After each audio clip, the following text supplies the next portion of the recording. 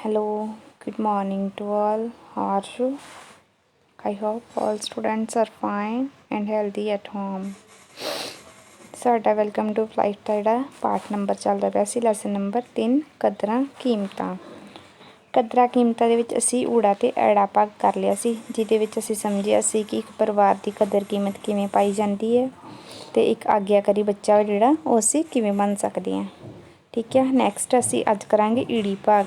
ईड़ी भाग दे विच असी करांगे आओ कहानी राही समझिए। एक पिंड विच एक गोपाल नां दा लड़का रहिंदा सी। एक पिंड विच एक गोपाल नां दा लड़का रहिंदा सी।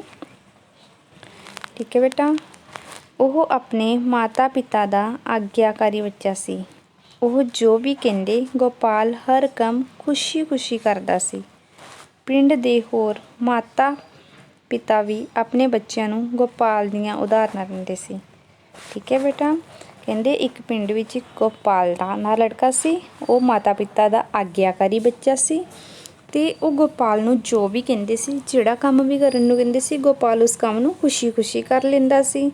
ਤੇ ਜਿਹੜੇ ਪਿੰਡ ਦੇ ਹੋਰ ਮਾਤਾ ਪਿਤਾ ਸੀ, ਠੀਕ ਹੈ, ਉਹ ਆਪਣੇ ਬੱਚਿਆਂ ਨੂੰ ਗੋਪਾਲ ਦੀਆਂ ਉਦਾਹਰਨਾਂ ਦਿੰਦੇ ਸਨ ਕਿ ਉਹ ਵੀ ਗੋਪਾਲ ਵਰਗੇ ਬਣਨ। ਠੀਕ ਹੈ, ਨੈਕਸਟ ਜਿਹੜਾ ਪੈਰਾਗ੍ਰਾਫ ਆ ਉਹਦੇ ਵਿੱਚ ਦਿੱਤਾ ਹੈ ਉਹਨਾਂ ਨੇ, ਸਮਾਂ ਬੀਤਦਾ ਗਿਆ, ਗੋਪਾਲ ਹੁਣ ਵੱਡਾ ਹੋ ਚੁੱਕਾ ਸੀ।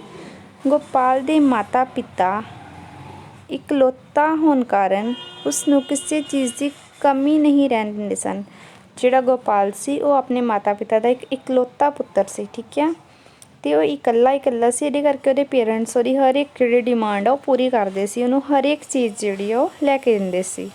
ਖਾਣ ਲਈ ਵਧੀਆ ਖਾਣਾ, ਮਠਿਆਈਆਂ, ਸੁੱਕੇ ਮੇਵੇ, ਪਹਿਨਣ ਲਈ ਕੀਮਤੀ ਕੱਪੜੇ, ਖੇਡਣ ਲਈ ਤਰ੍ਹਾਂ ਤਰ੍ਹਾਂ ਦੇ ਖਿਡੌਣੇ, ਹਰੇਕ ਚੀਜ਼ ਯਾਨੀ ਕਿ ਉਹਦੀ ਹਰ ਇੱਕ ਡਿਮਾਂਡ ਜਿਹੜੀ ਆ ਉਹ ਪੂਰੀ ਹੋਣ ਲੱਗੀ। ਹਰੇਕ ਖਵਾਇਸ਼ ਉਸ ਬੱਚੇ ਦੀ ਪੂਰੀ ਹੋਣ ਲੱਗੀ। ਸਮੇਂ ਨੇ ਗੇੜ ਪਲਟਿਆ, ਯਾਨੀ ਕਿ ਸਮਾਂ ਜਿਹੜਾ ਉਹ ਬੀਤਦਾ ਗਿਆ। ਗੋਪਾਲ ਬੁਰੀ ਸੰਗਤ ਵਿੱਚ ਪੈ ਗਿਆ। ਠੀਕ ਹੈ, ਪਿਤਾ ਦੀ ਮਿਹਨਤ ਦੀ ਕਮਾਈ ਨੂੰ ਉਸ ਨੇ ਆਪਣੇ ਦੋਸਤਾਂ ਨਾਲ ਮਿਲ ਕੇ ਨਸ਼ਿਆਂ ਉੱਤੇ ਖਰਚ ਕਰਨਾ ਸ਼ੁਰੂ ਕਰ ਦਿੱਤਾ। ਮਾਪਿਆਂ ਨੂੰ ਇਸ ਸਭ ਦਾ ਪਤਾ ਲੱਗਾ ਤਾਂ ਬੜੀ ਚਿੰਤਾ ਹੋਈ। ਉਹ ਪੈਸੇ ਖਤਮ ਹੋਣ ਦੇ ਫਿਕਰ ਨੂੰ ਛੱਡ ਕੇ ਆਪਣੇ ਬੱਚੇ ਦੀ ਜਾਨ ਬਚਾਉਣ ਅਤੇ ਉਸ ਨੂੰ ਸਹੀ ਰਸਤੇ ਉੱਪਰ ਲਿਆਉਣ ਦੀਆਂ ਤਰਕੀਬਾਂ ਸੋਚਣ ਲੱਗੇ। ਉਹ ਸੋਚਣ ਲੱਗੇ ਕਿ ਜਿਹੜਾ ਸਾਡਾ ਬੱਚਾ ਵਾ ਜੋ ਗਲਤ ਰਸਤੇ ਉੱਪਰ ਜਾ ਰਿਹਾ ਵਾ, ਨਸ਼ੇ ਕਰਨ ਲੱਗ ਪਿਆ ਵਾ, ਉਹਨੂੰ ਅਸੀਂ ਸਹੀ ਟਰੈਕ ਦੇ ਉੱਪਰ ਲਿਆਉਣ ਲਈ ਅਸੀਂ ਕੀ ਕਰ ਸਕਦੇ ਹਾਂ, ਉਹਦੀ ਉਹ ਤਰਕੀਬ ਸੋਚਣ ਲੱਗੇ। ਗੋਪਾਲ ਨੂੰ ਸੇਬ ਬਹੁਤ ਪਸੰਦ ਸਨ। ਉਸ ਦੇ ਪਿਤਾ ਨੂੰ ਇੱਕ ਸਕੀਮ ਸੁੱਝੀ। ਉਸ ਨੇ ਸੇਬਾਂ ਦੀ ਟੋਕਰੀ ਲਿਆ ਕੇ ਗੋਪਾਲ ਦੀ ਅਲਮਾਰੀ ਵਿੱਚ ਰੱਖ ਦਿੱਤੀ ਅਤੇ ਇੱਕ ਗਲਿਆ ਸੇਬ ਵੀ ਸੇਬਾਂ ਦੇ ਵਿੱਚ ਰੱਖ ਦਿੱਤਾ। ਕਾਫੀ ਦਿਨਾਂ ਬਾਅਦ ਗੋਪਾਲ ਨੇ ਅਲਮਾਰੀ ਵਿੱਚ ਸੇਬਾਂ ਦੇ ਸੜਨ ਦੀ ਬਦਬੂ ਨੂੰ ਮਹਿਸੂਸ ਕੀਤਾ ਅਤੇ ਅਲਮਾਰੀ ਖੋਲ੍ਹ ਕੇ ਦੇਖੀ ਤਾਂ ਸਾਰੇ ਸੇਬ ਖਰਾਬ ਹੋ ਚੁੱਕੇ ਸਨ। ਇਸ ਦੌਰਾਨ ਉਸਦੇ ਮਾਤਾ ਪਿਤਾ ਵੀ ਉੱਥੇ ਆ ਗਏ। ਪਿਤਾ ਨੇ ਸਮਝਾਇਆ ਕਿ ਸੇਬ ਖਾਣੇ ਤਾਂ ਕੀ ਸੀ, ਉਸਨੇ ਆਪਣੀ ਅਲਮਾਰੀ ਵਿੱਚ ਸੇਬਾਂ ਦੀ ਟੋਕਰੀ ਵੱਲ ਵੇਖਿਆ ਵੀ ਨਹੀਂ। ਗੋਪਾਲ ਸਮੇਂ ਸਿਰ ਵੇਖ ਲੈਂਦਾ, ਖਾ ਲੈਂਦਾ ਤਾਂ ਸਾਰੇ ਸੇਬ ਖਰਾਬ ਨਹੀਂ ਸਨ ਹੋਣੇ। ਗਲੇ ਸੇਬ ਨੂੰ ਬਾਹਰ ਕੱਢਿਆ ਜਾ ਸਕਦਾ ਸੀ।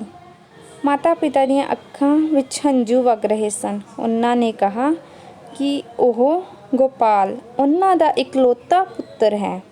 ਉਹ ਉਸ ਨੂੰ ਗਵਾਉਣਾ ਨਹੀਂ ਚਾਹੁੰਦੇ। ਬੁਢਾਪੇ ਵਿੱਚ ਉਹ ਹੀ ਉਹਨਾਂ ਦਾ ਸਹਾਰਾ ਹੈ।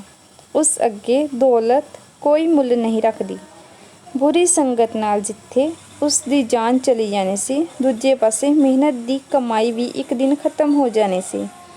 ਇਹ ਗੱਲਾਂ ਸੁਣ ਕੇ ਗੋਪਾਲ ਨੇ ਤੋਬਾ ਕੀਤੀ ਅਤੇ ਕਿਹਾ ਕਿ ਅੱਜ ਤੋਂ ਬਾਅਦ ਉਹ ਬੁਰੀ ਸੰਗਤ ਬਾਰੇ ਸੋਚੇਗਾ ਵੀ ਨਹੀਂ ਅਤੇ ਫਿਰ ਤੋਂ ਆਪਣੇ ਮਾਤਾ ਪਿਤਾ ਦਾ ਆਗਿਆਕਾਰੀ ਪੁੱਤਰ ਬਣੇਗਾ।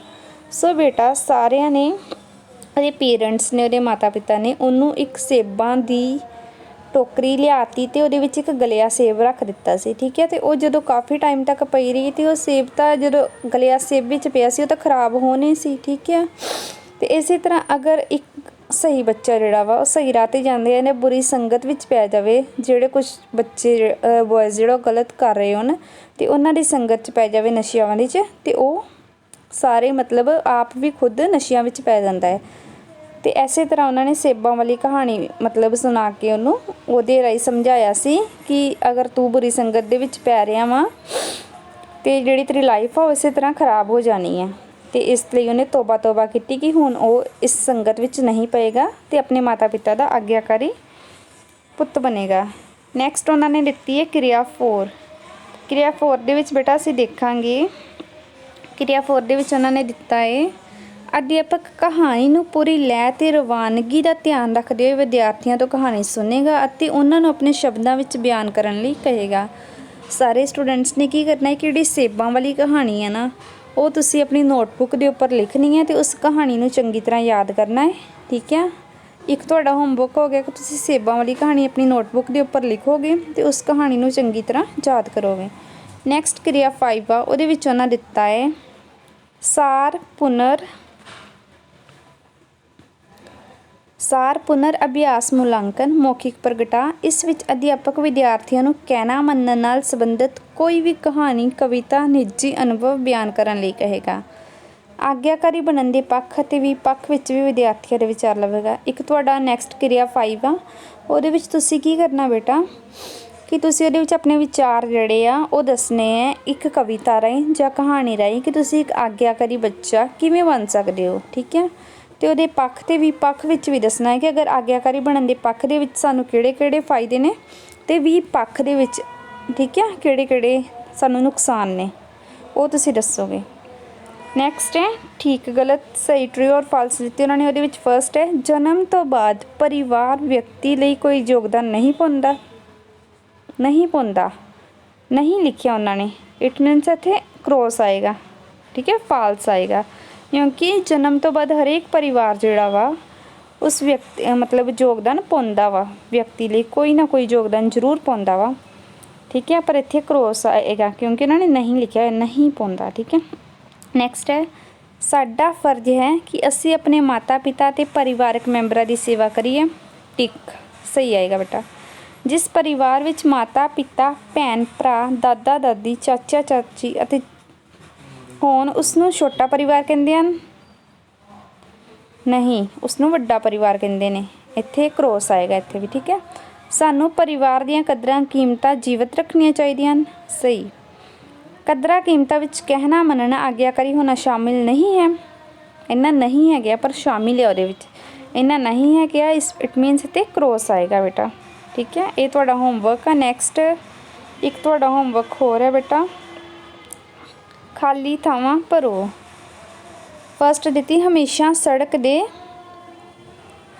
ਖੱਬੇ ਹੱਥ ਚੱਲੋ। ਡੈਸ਼ ਬੱਤੀ ਚੱਲਣ ਦਾ ਸੰਕੇਤ ਹੈ। ਹਰੀ ਬੱਤੀ ਚੱਲਣ ਦਾ ਸੰਕੇਤ ਹੈ। ਪਰਿਵਾਰ ਦਾ ਜੀਵਨ ਵਿੱਚ ਬਹੁਤ ਮਹੱਤਵ ਹੈ। ਅਧਿਆਪਕ ਦੀ ਗੱਲ ਬਹੁਤ ਧਿਆਨ ਨਾਲ ਸੁਣਨੀ ਚਾਹੀਦੀ ਹੈ। ਸਾਨੂੰ ਸਭ ਦਾ ਸਤਿਕਾਰ ਕਰਨਾ ਚਾਹੀਦਾ ਹੈ। ਪਰਿਵਾਰ ਦੇ ਸਭ ਮੈਂਬਰਾਂ ਨੂੰ ਬਰਾਬਰ ਮਿਲਣਾ ਚਾਹੀਦਾ ਹੈ। ਸੋ ਸਾਰੇ ਸਟੂਡੈਂਟਸ ਕਿਰਿਆ 4 ਕਿਰਿਆ 5 ਸਹੀ ਗਲਤ ਤੇ ਖਾਲੀ ਥਾਵਾਂ ਪਰ ਆਪਣੀ ਨੋਟਬੁੱਕ ਦੇ ਉੱਪਰ ਲਿਖੋਗੇ ਤੇ ਮੇਰੇ ਨਾਲ ਸ਼ੇਅਰ ਕਰੋਗੇ। ਓਕੇ, ਥੈਂਕ ਯੂ ਬੇਟਾ।